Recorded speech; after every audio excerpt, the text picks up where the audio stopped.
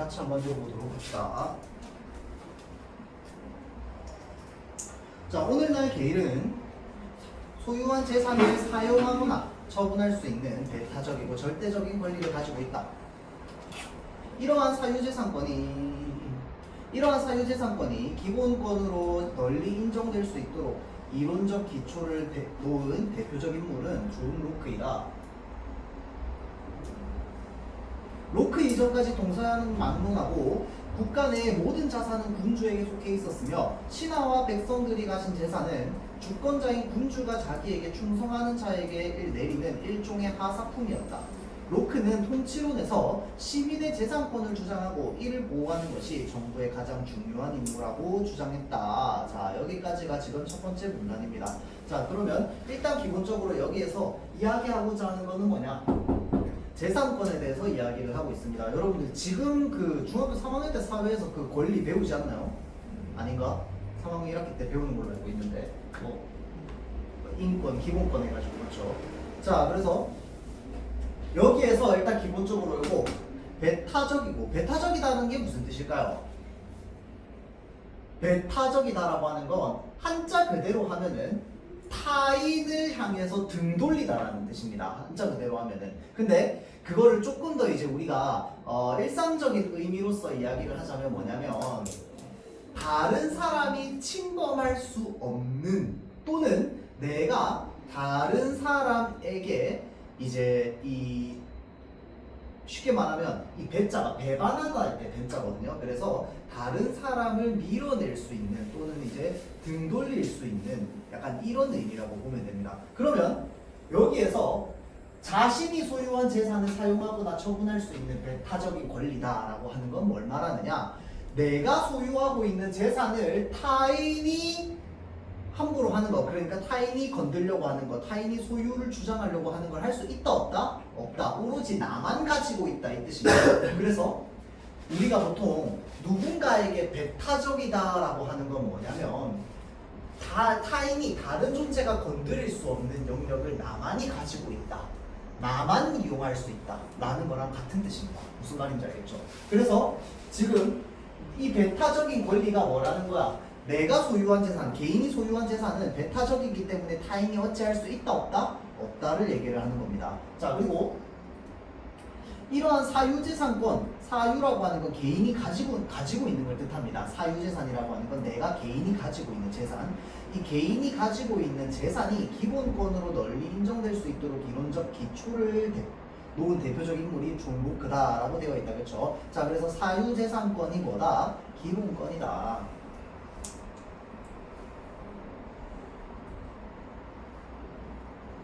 자, 그런데 로크 이전까지는 동서양을 막론하고 국가 내의 모든 자산은 군주에게 속해 있었습니다.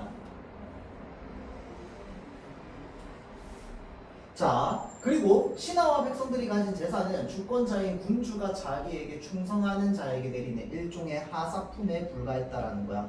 이 백성들에게 있어서 재산은 왕이 백성에게 내려주는 것이었다. 그들이 뭔가 자신의 재산을 가지고 있는 게 아니라 재산 자체, 그러니까 땅이라고 하는 뭐 무엇이든 집이든 무엇이든 간에 농경지든 군주가 다 가지고 있어. 군주는 왕이죠. 왕이 다 가지고 있고 그것을 백성들에게 하사하는 거다라고 이야기를 하는 거죠. 자, 그래서 로크는 통치론에서 시민의 재산권을 주장하고 이를 보호하는 것이 정부의 가장 중요한 임무라고 주장을 했습니다. 자, 로크는요 재산권을 보호하는 것이 중요한 임무라고 주장했습니다. 자, 그러면 지금 위에는 이제 사유재산에 대한 이야기가 나왔지만 사실은 사유재산보다 더 중요한 건 뭔데? 이 존 로크의 의견입니다. 맞죠? 자, 그래서 이 존 로크라고 하는 사람이 현대에서 이제 이 통치론이라고 하는 이 책에서 시민의 재산권을 주장하고 그리고 그것을 보호해야 된다. 국가는 그렇게 이야기를 한 거죠. 자, 그러면 여기에서 정리를 하자면 존 로크는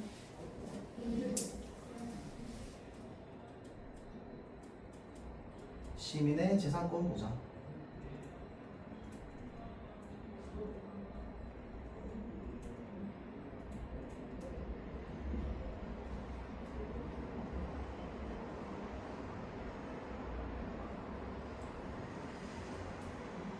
재산권의 보호가 바로 뭐다?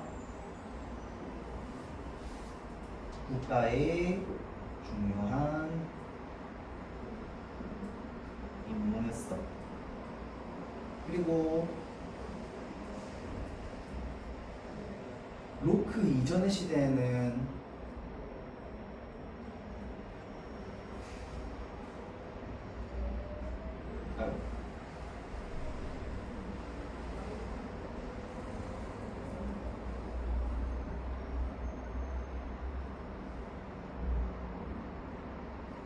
군주가 재산을 군주가 재산을 소유하고 있었다.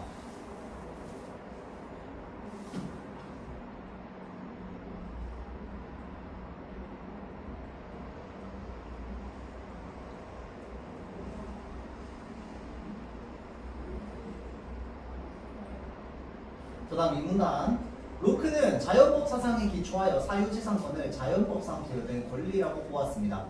자연법이란 국가가 수립되기 이전의 자연 상태에서부터 당연히 존재하는 원칙들을 일컫는 것으로 사유재산 역시 태초부터 인정되어 온 당연한 권리라는 것이 로크의 주장이었다.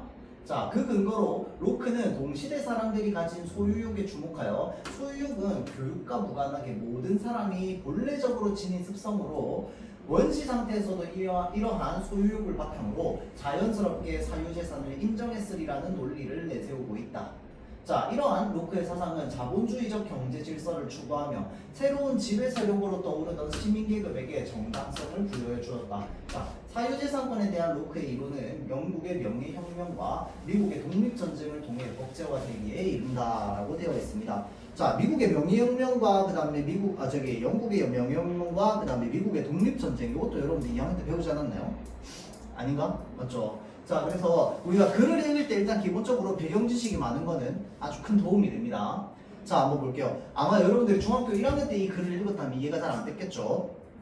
자, 일단 기본적으로 로크의 이론적 토대, 그러니까 이론적 근거가 무엇이었을까를 생각해보면 로크는 무엇을 근거로 이야기를 했습니까?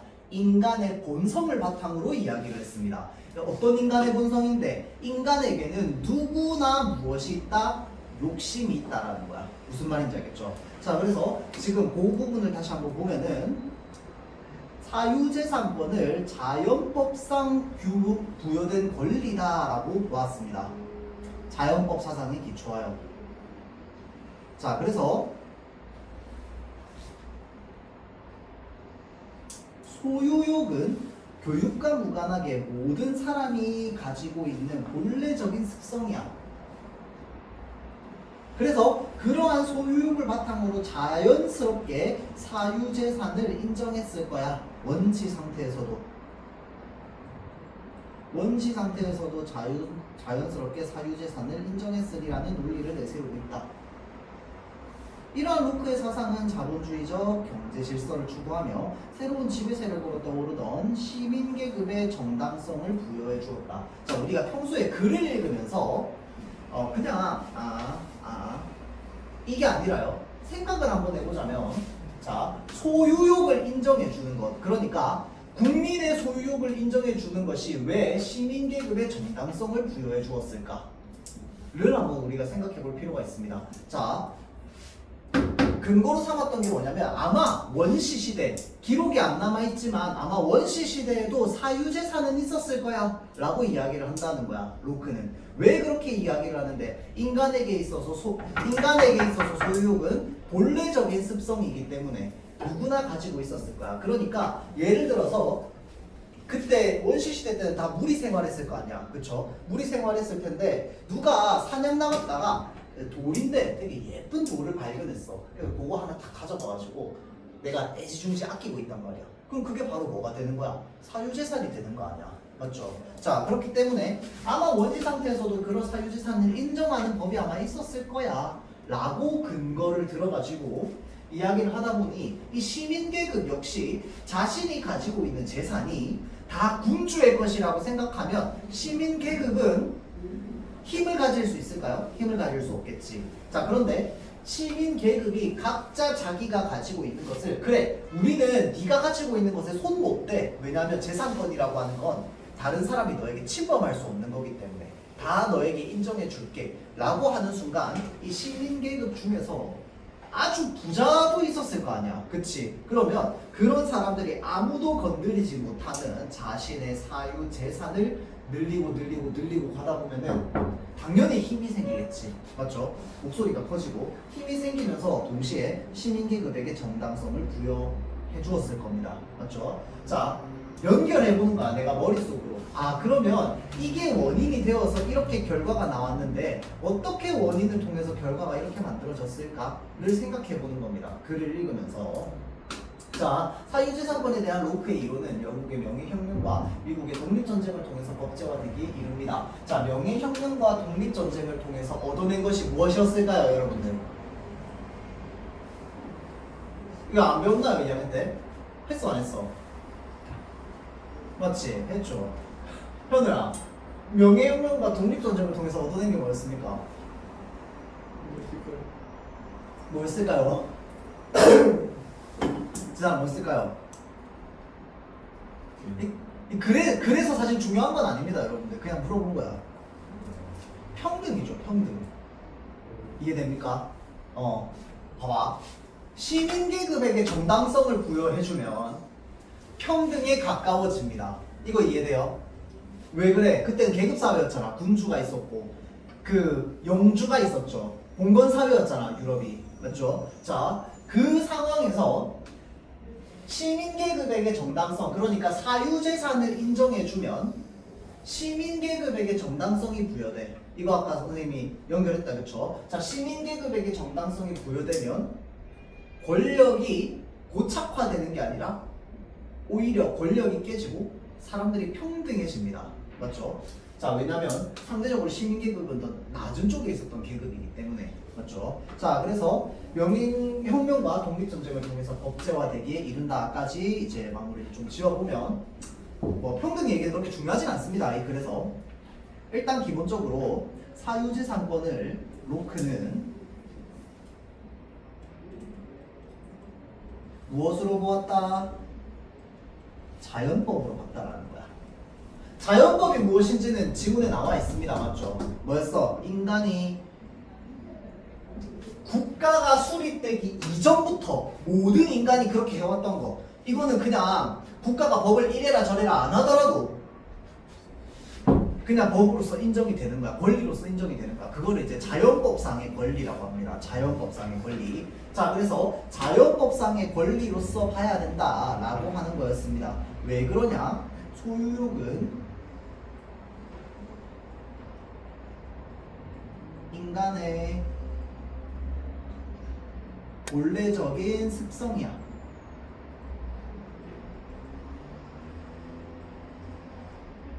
따라서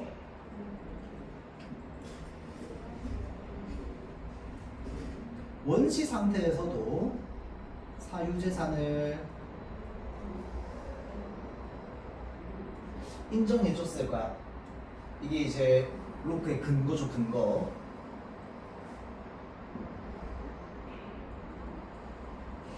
그래서 이 사유재산권을 바탕으로 무엇을 이루어냈다? 시민계급에 정당성을 부여해줬다.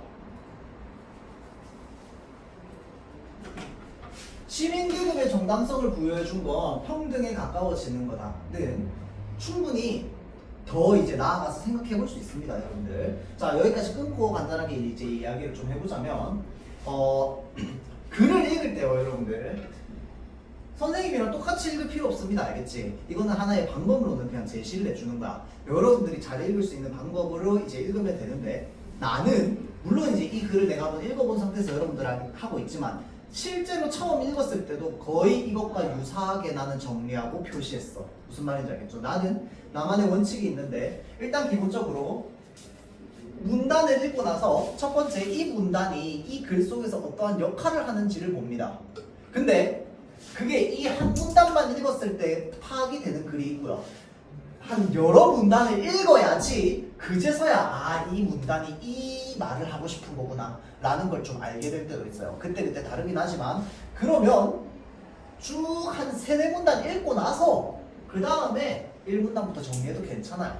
꼭 한 문단 읽었다고 바로 옆에다 그 문단 내용 바로 정리할 필요도 없어. 자, 그래서 글을 잘 읽기 위한 방법이지 이렇게 정리하는 게 누군가에게 보여주기 위한 방법이 아닙니다. 알겠죠? 그래서 내가 글을 가장 효율적으로 읽을 수 있는 방법을 찾아 나가는 겁니다. 자, 그리고 여기에서 지금 쌤은 읽으면서 바로바로 지금 중요한 부분에 표시를 하고 있지만 처음 읽었을 때 바로 못해요. 그래서 처음부터 한 문단은 끝까지 쫙 다 읽고 다시 돌아와가지고 읽어봤더니 이 문단에서 이 얘기를 하는구나. 그러면 이 얘기를 하니까 여기 안에서는 그것과 관련되어 있는 것들이 중요하겠네. 문장 전체를 다 찾지 않고요. 중간중간에 필요한 핵심어들을 바탕으로 내용을 이제 압축합니다. 알겠죠? 자, 다음 3번째 문단. 그러나 새로운 시대의 주류로 자리 잡은 것처럼 오인로크의 이론에 대해 프랑스의 사상가 루소는 인간 불평등 기원론에서 신랄한 비판을 가했다라고 되어 있습니다. 자, 일단 기본적으로 비판을 가했대요. 누구에 대한 비판이겠어? 그러면 여기 위에 이 요거에 대한 비판이겠지. 맞죠? 자, 그래서 그에 따르면 로크와 그의 추종자들은 공동체의 소유인 땅의 울타리를 치고 사유재산이라고 주장한 최초의 인간이며 일종의 사기꾼에 불과했답니다. 그런데 흥미롭게도 루소는 자신이 비판한 로크와 마찬가지로 자연법 사상에서 자기 주장의 근거를 찾고 있습니다. 그러나 소유욕을 불변의 습성으로 본 로크와는 달리 루소는 인류의 본래 상태 및 그 변화에 주목하여 소유욕을 설명하는 다소 진화론적인 입장을 취하고 있다. 자, 자연 상태에서는 존재하지 않던 불평등이 기술과 인간 정신의 연속적인 발전에서 비롯되었다는 것이다.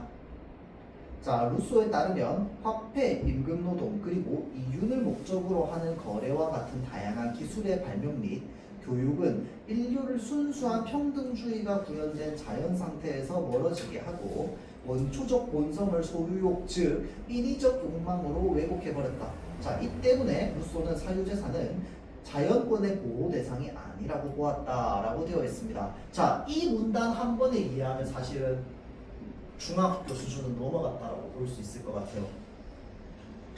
읽자마자 바로 이해됩니까? 무슨 말인지. 자, 일단은 요거 하나는 알았을 거야. 여기서 말하는 이 루소의 이론이 앞서 나왔던 누구의 이론과는 반대된다. 로크의 이론과는 반대된다. 그 다음에 거기에 플러스 알파. 분명히 반대되는데 이 루소가 제시했던 근거 중에 어떤 부분은 로크가 제시했던 근거와 비슷한 면도 있다 라고 하는 것까지. 비슷한 면이 뭐였어? 여기에 자연법 사상에서 자기의 주장의 근거를 찾았다라는 거. 요거는 비슷해. 맞죠? 자, 그래서 차이점부터 봐야겠지. 일단은 우리가 글을 읽어가는 과정에서 여기에서 딱 한 3줄 읽으면 바로 느낌 옵니다. 지금 위에서 얘기했던 이론과 다른 이론을 얘기하려고 하는구나 라고 하는 순간 내 머릿속에서 어떤 변화가 일어나야 되냐면요, 위에 나왔던 이 개념과 아래에 나오는 이 개념의 공통점과 차이점이 뭐지? 를 생각하면서 읽어야 돼요. 그걸 받아들일 준비가 되어 있어야 돼요. 읽으면서. 자, 볼게요. 일단 기본적으로 루소는요, 인간 불평등 기원론에서 신랄한 비판을 가했는데, 이 루소의 입장에서 보자면 로크는 어떤 사람이냐면 사기꾼이야. 사기꾼. 왜 그러냐면 그럴 수밖에 없어. 이것도 사실은 생각해보면 사유재산권이라고 하는 걸 처음으로 이야기한 사람이 로크였단 말이야. 맞지? 자, 그러면 기존에는 사유재산권이라는 게 세상에 있었겠어? 없었어. 그러면 사유재산이라는 것도 없었겠지. 그러니까 모든 재산으로 칠 수 있는 이 재화들은 다 공동 소유였던 거야. 마을이 공동 소유하고 있거나 국가가 공동 소유하고 있거나. 맞지? 그런데 사유재산권을 인정해주면서 갑자기 그냥 공동 소유였던 데다가 울타리를 쳐버린 거야. 그러니까 루소의 입장에서는 원래 공동체 소유인 땅에다가 울타리를 쳐버리게 된 거죠. 그러니까 이제 루소 입장에서는 쟤네 사기꾼 아니야? 가 된 거죠. 원래 마을 사람들 다 같이 쓰던 건데 갑자기 울타리 쳐놓고 울타리 쳐놓고 지을 거라고 얘기해버리면 어떡해? 이거 배신 아니야? 라고 이제 볼 수 있는 거죠.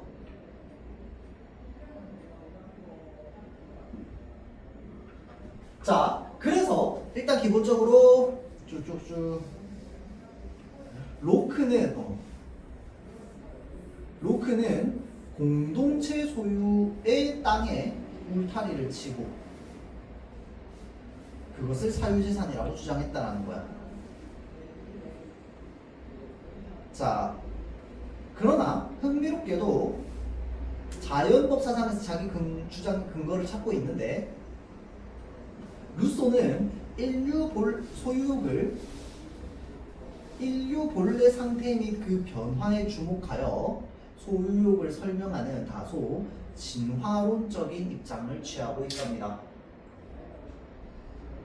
자, 그래서 자연 상태에서는 존재하지 않던 불평등, 이 기술과 인간 정신의 연속적인 발전에 의해서 비롯되었다. 자, 불평등은 발전에 의해서 비롯되었다. 자, 그래서 루소에 따르면 화폐, 임금노동, 그리고 이윤을 목적으로 하는 거래와 같은 다양한 기술의 발명 및 교육은 인류를 순수한 평등주의자가 구현된 자연 상태에서 멀어지게 한대요. 자, 잘 보세요. 지금 문장을 쓸데없이 길게 해놨어. 이 글 보면은. 자, 기술의 발명 및 교육은 인류를 순수한 평등주의가 구현된 자연 상태에서 멀어지게 하고, 한마디로 뭐야? 자, 발명과 교육은 사람들을 뭘 하게 만들었다? 불평등하게 만들었다. 그 얘기하고 있는 겁니다. 그러니까 평등주의에서부터 멀어지게 됐다며. 그러면 불평등이지. 그렇죠? 자, 그래서 기술의 발명과 교육은 불평등을 만들어냈고, 자, 원초적 본성을 소유욕, 즉 인위적 욕망으로 왜곡해버렸다라고 되어 있습니다. 자, 원초적 본성을 소유욕으로 왜곡해버렸다. 즉이라고 하는 게 무슨 말입니까? 얘를 다시 한번 가리킬 때, 앞서 나왔던 내용을 다시 한번 가리킬 때 즉이라고 합니다. 맞죠? 자, 그러면 소유욕과 인위적 욕망은 똑같은 의미라는 거야. 맞죠? 자, 소유욕과 인위적 욕망은 똑같은 의미라는 겁니다. 자, 그러면 루소에게 있어서 소유욕은 완전 그냥 태초에 인간이라는 종이 처음 태어났을 때 소유욕이 있었다 없었다? 없었다. 그게 아니라 인간이 발전을 통해서 만들어낸 인위적인 욕망이라는 거야. 인위적이라는 게 그런 의미를 가지고 있습니다. 맞죠? 처음부터 있었던 게 아니라 강제로 만들어진 걸 말하는 거야.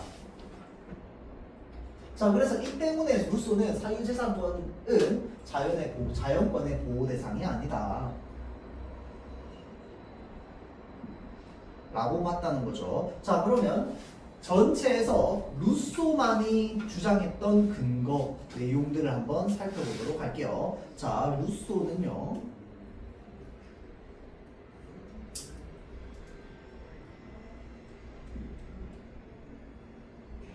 로크를 어떻게 봤어?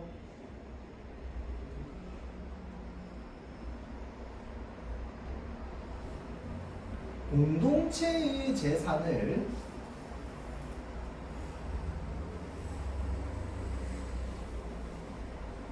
좀 어려운 말이긴 합니다. 공동체의 재산을 사유화했다. 그게 뭔 말이냐면 공동체 소유인 땅을 사유재산으로 만들었다는 겁니다.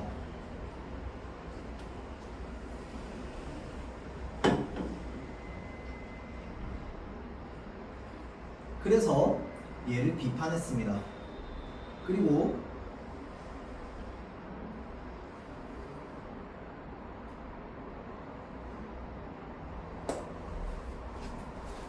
기술의 발전과 교육은 무엇을 만들어냈다?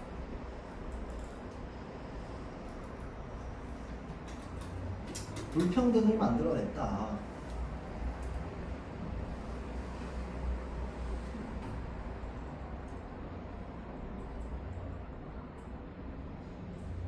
따라서 인간의 원초적 본능을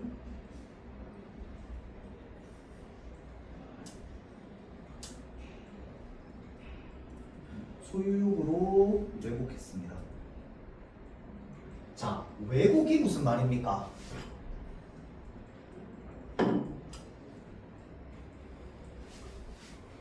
원래 있던 것을 바꾼 겁니다. 외부에 의해서 바뀌게 된 겁니다. 그거를 이제 왜곡이라고 합니다. 그래서 내가 하는 말이 있는데, 내가 누군가에게 전달하고자 하는 말이 있는데, 그 말을 내가 원래 전달하고자 하는 의도대로 이해하지 않거나, 또는 내가 원래 전달하려고 하는 의도대로 바라봐주지 않는 것을 왜곡이라고 합니다. 맞죠? 자, 그러면 인간의 원초적 본능을 소유욕으로 왜곡했다라고 하는 건 무슨 말이야? 인간의 원초적 본능이라는 아주 순수한 게 있어. 그런데 이 순수한 것을 무엇으로 바꾸어 버렸다라는 거야? 소유욕이라고 하는 말로 바꾸어 버렸다. 소유욕이라고 하는 개념으로 바꾸어 버렸다라는 거랑 똑같다는 뜻입니다. 맞죠? 왜? 이 얘기를 왜 하는데? 아까 위에서 로크가 뭐라고 했어? 인간의 원초적 본능이 소유욕이라며. 그 부분에서의 차이가 있는 거죠. 그러니까 사유재산은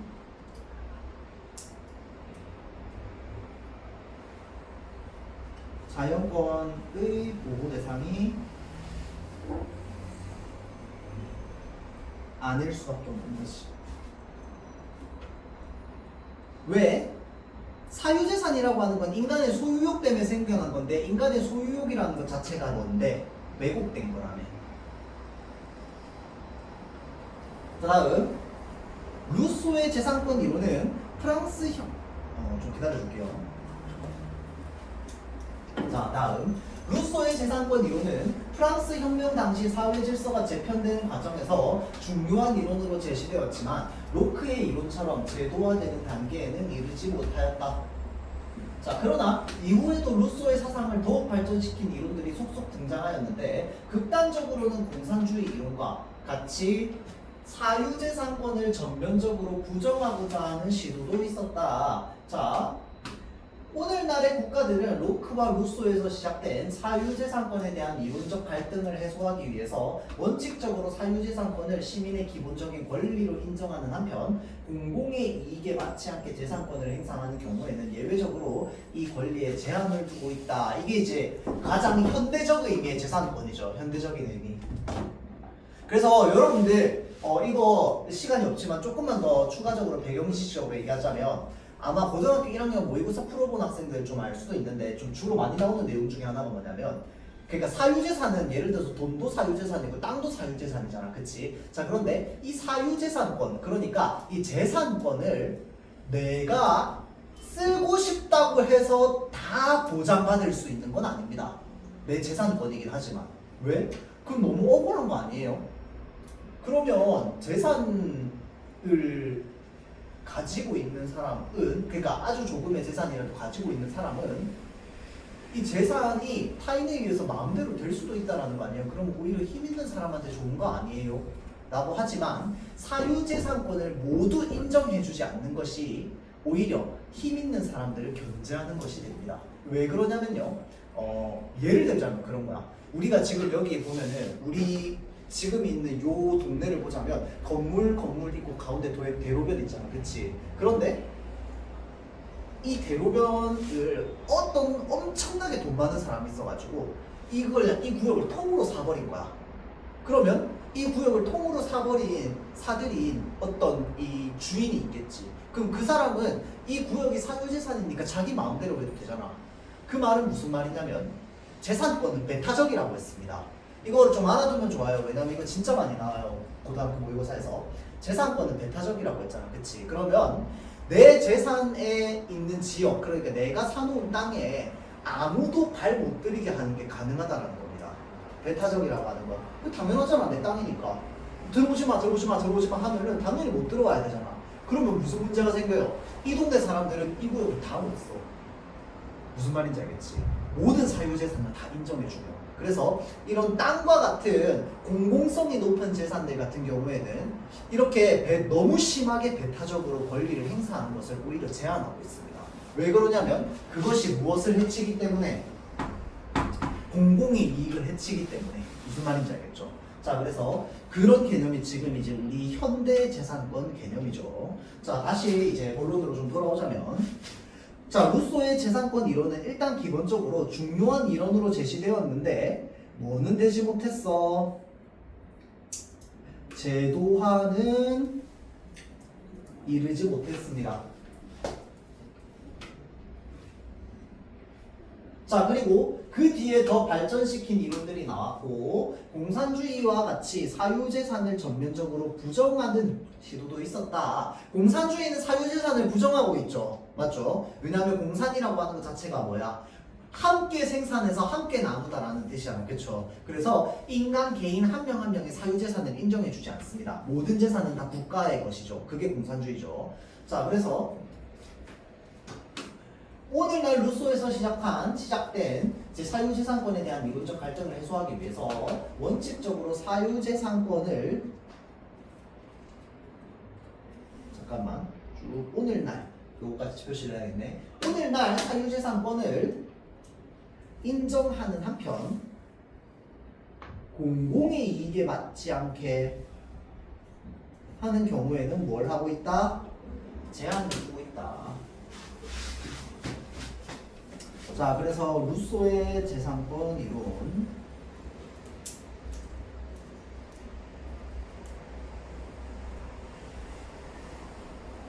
제도화는 되지 못했습니다. 그러니까 법으로 만들어질 수는 없었다. 만들어지진 않았다.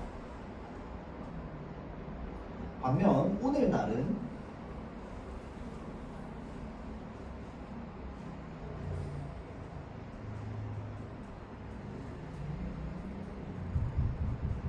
사유재산권을 인정해 줍니다.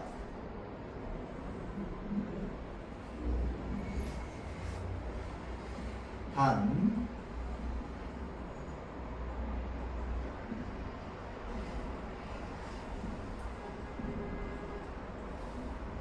공공의 이익을 배반하는 경우에는 어떻게 해주고 있다? 권리를 제한해주고 있다.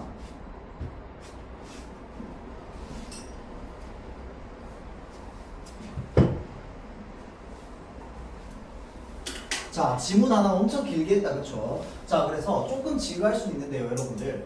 내가 지금 얘기하고자 하는 거는 어떠한 글을 읽으면서 여러분들도 이 글의 흐름에 맞는 생각들을 하면서 읽어나가자. 이게 포인트입니다. 알겠죠? 그래서 다른 글들, 다른 비문학 지문 여러분들 멘토 때 할 거 아니야, 그치? 멘토 때 다른 비문학 지문들을 읽을 때도 역시 이러한 생각들을 하면서 읽어갈 수 있도록 합니다. 특히나 이제 여러분들 그 멘토 때 그 비문학 지문을 숙제로 많이 받아가게 되는데 숙제는 이제 아무래도 시간이 촉박한 시간에 여러분들이 하게 되겠죠. 집에서 좀 여유 있을 때보다는 그 빨리 끝내고 싶고 그러니까 여러분들의 생각의 여유를 좀 이렇게 주지 않아요. 근데 사실 한 지문 풀고 문제 푸는데 진짜 시간 얼마 안 걸리거든. 10분도 안 걸려요. 그렇기 때문에 한 지문 읽고 문제를 푸는 데 있어서 그 지문을 읽는 시간만큼은 여러분들이 머리를 좀 열어두고요. 자유롭게 생각하면서 한번 읽어보세요.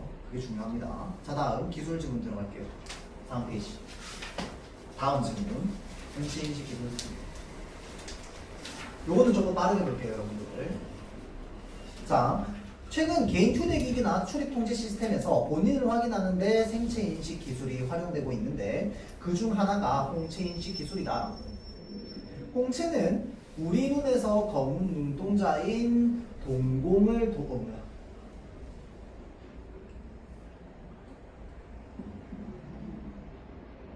자, 홍채는 우리 눈에서 검은 눈동자인 동공을 도넛 모양으로 감싸고 있는 부분입니다. 자, 홍채에는 고리 모양, 고리 집 모양, 점 등으로 이루어진 다양한 무늬가 있대요. 일란성 쌍둥이도 그 무늬가 다를 뿐만 아니라 한 사람의 오른쪽 눈과 왼쪽 눈도 무늬가 달라서 홍채 무늬는 개인을 식별하는 데 매우 유용하답니다. 자, 홍채 인식 기술은 홍채 영상 취득. 여기까지. 일단 첫 번째 문단 끊고요. 자, 일단 기본적으로 홍채인식 기술에 대해서 이야기를 하려고 하나 봐. 네, 지금 근데 그 생체인식 기술 중에서 홍채인식 기술을 하는데 일단 기본적으로 홍채가 무엇인지부터 설명해 줘야 될 거 아니야. 정의하고 있는 개념. 맞지? 자, 그래서 여기서는 이제 봐야 되는 부분은 홍채밖에 없습니다. 자, 홍채는 그래서 뭔데? 동공을 도넛 모양으로 감싸고 있는 부분이래요.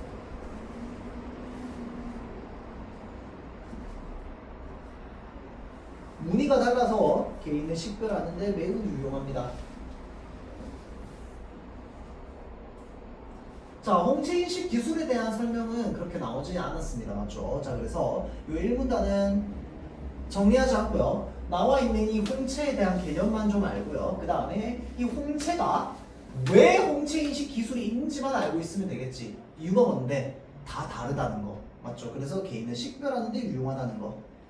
자, 그래서 홍채인식 기술로 넘어가자면 홍채인식 기술은 홍채 영상 취득, 그 다음에 홍채 영역 추출, 그리고 홍채 코드 추출, 그리고 홍채 코드의 비교 및 식별로 그 단계를 구분할 수 있답니다. 자, 몇 개입니까 지금? 하나, 둘, 셋, 네 개. 자, 이렇게 네 개 얘기 나왔으니까 그 뒤에 여기에 지금 표시했던 것에 대한 설명이 나와 있을까 안 나와 있을까? 무조건 나와 있겠지. 왜? 홍채 코드 추출이라고 하면 이게 뭔 말인지 압니까?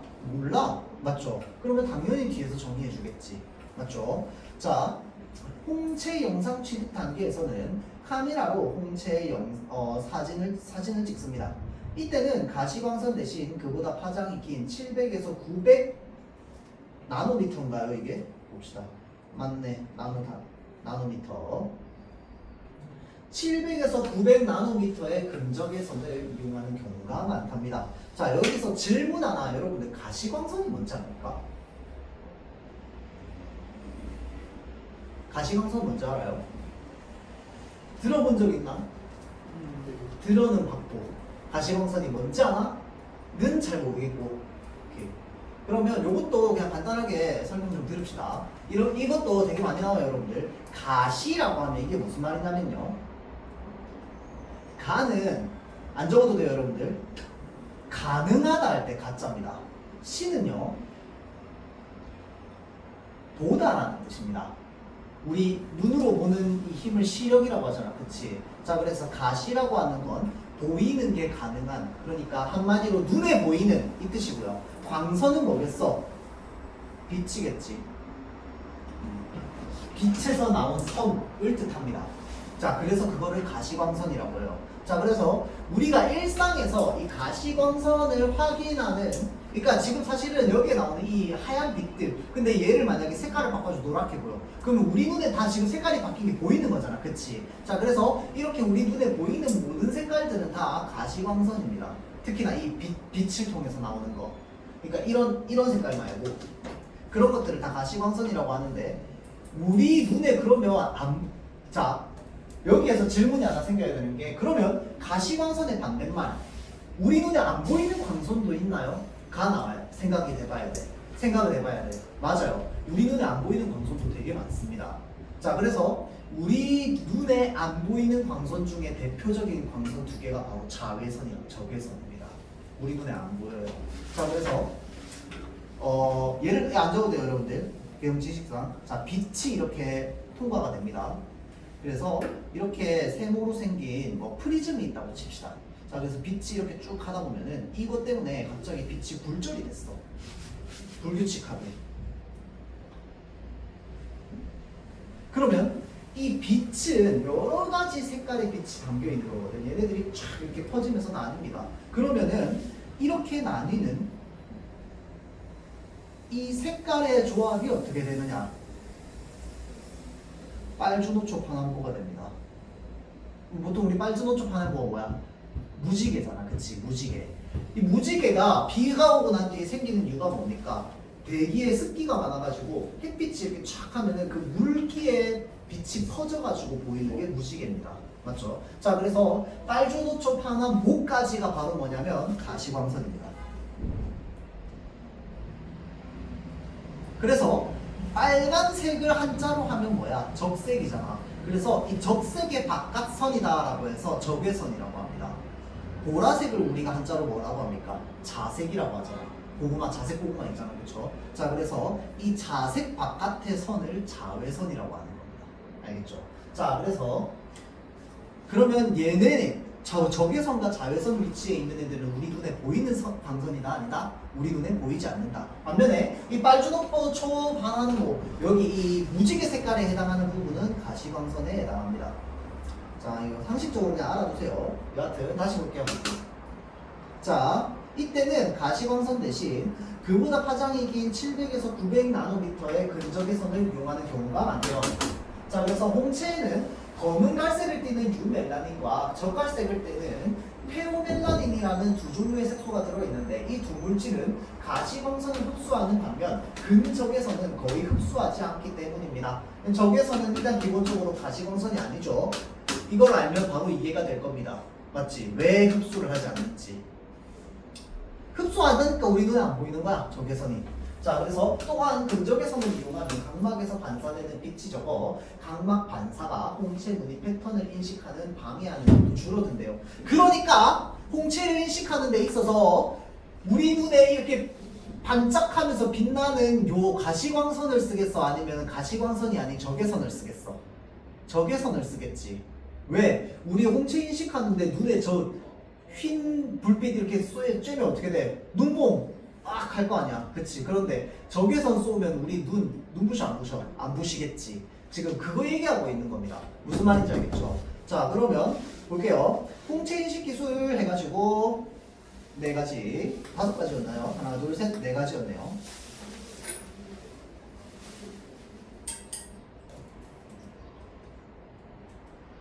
1. 영상 취득. 2. 다음 영역 추출. 3. 코드 추출.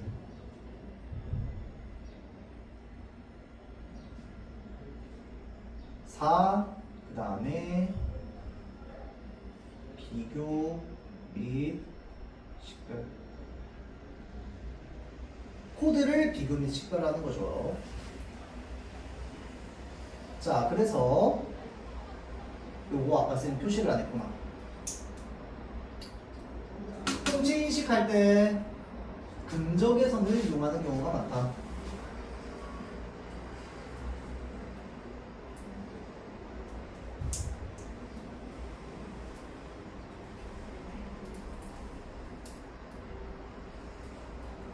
자, 가시광선과 적외선이 무엇인지 알면 사실은 여기 밑에 있는 4줄은요 안 읽어도 상관없는 글입니다. 맞지? 왜 적외선을 사용하는지에 대해서 나와 있으니까. 적외선 사용하는 이유 뭐야? 이거 그냥 우리 가시광선으로 하면 눈이 너무 부시니까 눈 안 부시게 할 수 있다 이 말이죠. 자, 다음 문단. 홍채 영역 추출 단계에서는 촬영한 홍채 영상에서 순수한 홍채 영역만을 추출합니다. 자, 이를 위해 사용되는 프로그램은 임의의 중심과 반지름으로 만들어지는 수많은 원들 가운데 그 원 안팎의 명도 차이가 최대값을 갖는 경계를 찾아서 홍채의 안쪽 경계와 바깥쪽 경계를 추출합니다. 그리고 추출된 순수한 홍채 영역의 영상은 카메라와의 거리와 상관없이 동일한 크기의 사진으로 변환된대요. 비율을 맞추는 거겠다, 그치? 사람마다 뭐 가까이 있을 수도 있고 멀리 있을 수도 있고. 아까 도넛 모양이라고 했잖아, 그치? 그러니까 요게 이제 바깥쪽 경계, 요게 뭐겠어? 안쪽 경계가 되겠지, 맞죠? 자, 그래서 요 도넛 모양의 홍채만큼을 추출해가지고 동일한 사진 크기로 변환시킨다. 자, 영역 추출 단계입니다. 순수한 홍채 영역만을 추출합니다.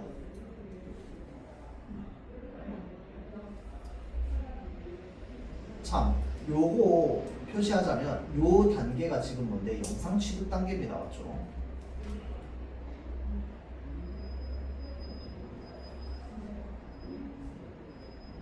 여기가 이제 영역 추출 단계죠.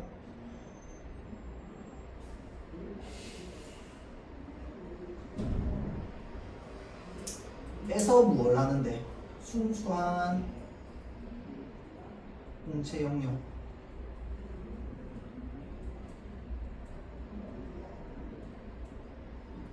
추출합니다.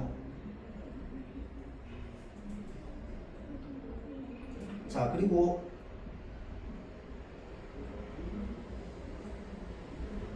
동일한 크기의 크기의 사진으로 변환시킵니다.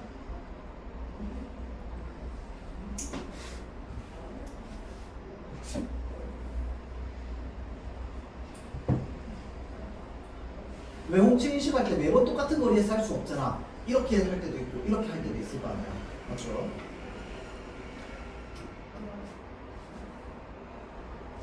자, 다음 코드 추출 단계에서 다음 문단입니다. 코드 추출 단계에서 변환된 홍채 영역의 영상으로부터 홍채 코드를 추출합니다. 자, 추출된 홍채 코드에는 조명에 따른 차이 등은 대체로 제거되고 각 홍채가 가지고 있는 특징적인 정보만 남게 된답니다. 자, 홍채 코드는 2048개의 칸으로 이루어져 있으며 각 칸에 0 또는 1만 들어갈 수 있답니다. 이진법이네. 자, 최근 개발된 홍채 인식 시스템에서 전체 코드 중 실제로 각 홍채에 따라 달라지는 자리는 총 266개인데 이 266을 홍채 코드의 자유도라고도 한답니다. 자, 그래서 지금 홍채 코드 추출 단계에서는 영상으로부터 코드를 추출합니다. 그러면 뭐만 남게 되느냐? 특징적인 정보만 남게 된답니다. 자, 그래서 그 특징적인 정보가 뭔데? 여기서부터 여기까지. 홍채 코드 추출 단계.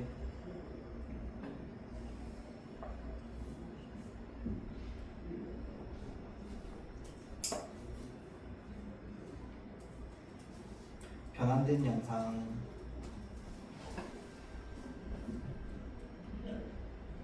을 바탕으로 코드를 추출합니다.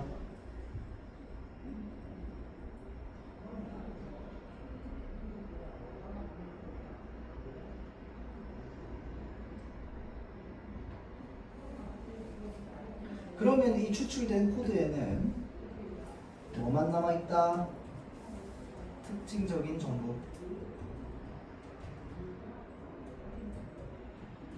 만 남아있습니다.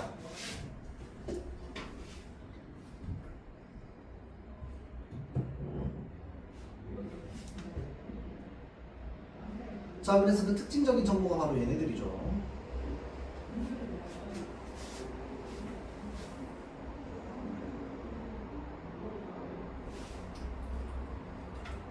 자, 그래서 각 홍채에 따라 달라지는 자리는 266개인데 이 266을 홍채 코드의 자유도라고 한다. 이 부분은 표시를 해둘게요. 왜? 다음 문단 봤더니 다음 문단에도 이 자유도가 중요하네 라는 걸 알 수 있잖아. 맞죠? 자, 홍채 코드의 자유도가 266이라는 것은 현재의 기술 수준에서는 홍채에는 0 또는 1로 구별해 줄 수 있는 특징이 266개가 있다는 걸 뜻합니다. 자, 이 말은 무슨 말이야? 경우의 수로 따지면 총 나올 수 있는 가지수가 몇 개라는 겁니까? 266인데 이 266가 6개의 칸이잖아. 그치? 266개의 칸에 뭐가 들어갈 수 있다라는 거야? 0 또는 1이 들어갈 수 있다라는 거야. 그러면 뭐야? 2 곱하기 2 곱하기 2 곱하기 2 곱하기 2를 몇 번 할 수 있다는 거야. 경우의 수에 따라서 266번 할 수 있다는 겁니다. 그것만큼이 바로 뭐야? 개수라는 거야. 무슨 말인지 알겠지? 홍채 정보의 개수라는 거야. 자, 그래서 이게 266승이 되는 겁니다. 그러면 10에 78승계의 서로 다른 홍채를 비교하여 구별해낼 수 있다라고 하는 거랑 똑같은 말입니다. 무슨 말인지 알겠죠? 자, 그러니까 지구의 인구가 100억, 즉 10의 10승이라고 가정하고 개인의 양쪽 눈의 홍채가 다르다고 하더라도 지구상에 존재하는 인간의 홍채는 2 곱하기 10의 10승에 불과하다는 겁니다. 그러니까 이 홍채로 구별할 수 있는 가지수가 지구에 있는 전 세계에 있는 인구수보다 많다는 거야. 무슨 말인지 알겠죠? 그러니까 홍채로 무엇을 할 수 있다라는 거야? 생체 정보를 인식할 수 있다라는 거야. 지문 인식처럼 사람마다 다 다르다고 판단할 수 있는 거죠. 홍채를. 자, 그래서 이처럼 홍채인식 기술로 구별 가능한 홍채가 지구상에 존재하는 인간의 홍채수보다 훨씬 많기 때문에 서로 다른 사람의 홍채를 같은 사람의 것으로 인식할 확률은 상당히 낮다. 그러니까 아예 없진 않겠지. 맞지? 아예 없을 순 없으니까 상당히 낮다라는 겁니다. 무슨 말인지 알겠죠? 자, 그래서 지금 요 문단은 무엇에 대해서 얘기하고 있냐면, 자,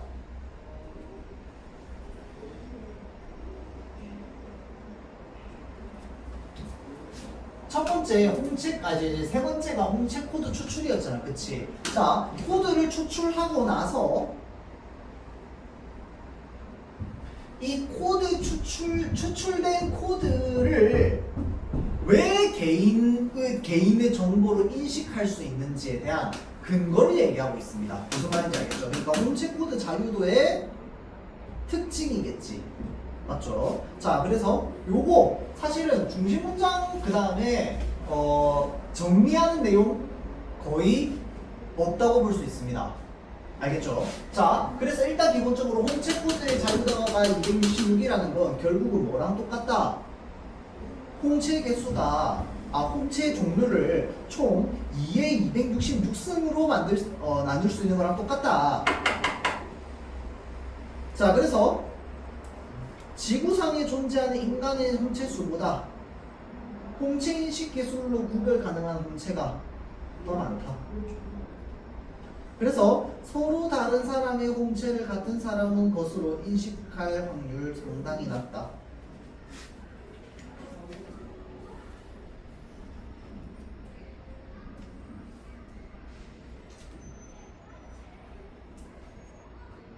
자, 현재 홍채 인식 시스템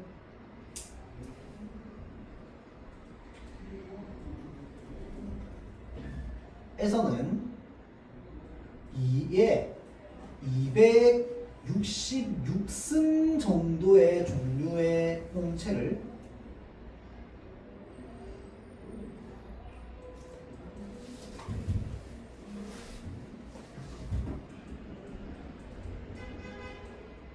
구별이 가능합니다. 2의 266승 개의 다른 홍채를 구별하는 게 가능합니다. 자, 그래서 구별 가능 홍채수와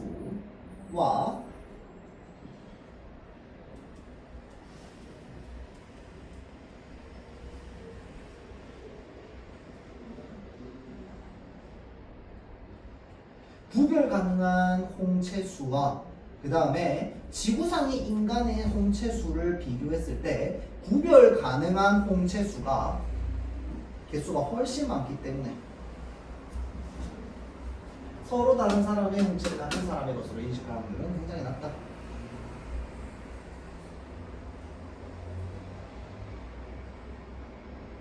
자, 다음 문단 마지막. 사실은 이 마지막에 인식할 확률은 상당히 낮다라는 이거랑은 사실 거의 똑같은 말이라고 볼 수 있습니다. 맞죠? 자, 다음. 다른 생체 인식 기술에 비해서 홍채 인식 기술은 몇 가지 점에서 더 유용하다. 지문 인식이나 망막이 인식에서는 영상을 얻기 위해 인식기의 손이나 눈을 직접 접촉해야 하지만 홍채 인식에서는 수십 센티미터 떨어진 거리에서도 영상을 얻을 수 있다. 특징이네요. 장점.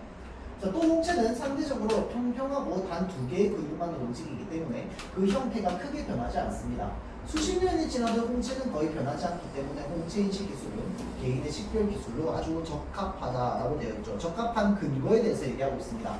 이 위에 있는 문단도 적합한 이유, 여기 있는 문단도 적합한 이유에 대해서 얘기하고 있어요. 자, 그래서 몇 가지 점에서 더 유용한데 일단 기본적으로 홍채 인식은 수십 센티미터 떨어진 거리에서도 영상을 얻을 수 있습니다. 자, 다음. 형태가 크게 변하지 않습니다. 그래서 개인 식별 기술로 적합합니다. 홍채 인식 기술.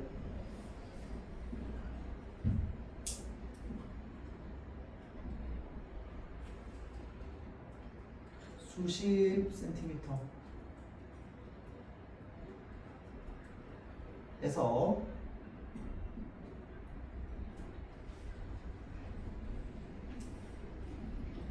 영상 취득 가능. 다음 두 번째. 형태가 크게 변하지 않은. 이 두 가지 특성 때문에 결론 따라서 개인 식별 기술로 적합합니다.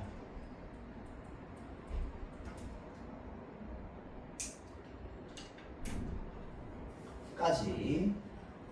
자, 지금 요 55페이지, 57페이지 문제 총 6개다. 그쵸? 자, 요거 문제 시간 줄 테니까 풀고 다 푼 사람은 잠깐 이제 뭐 물 마시고 화장실 갔다가 잠깐 쉬었다가 다음 시간 들어갈게요.